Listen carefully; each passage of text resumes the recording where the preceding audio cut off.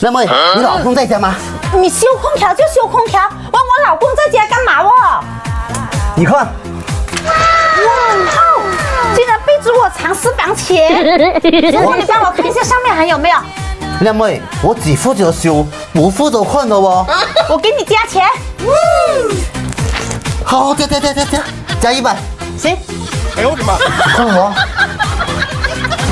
这个老聂我真的服了。我靠！还有，靠！他妈的！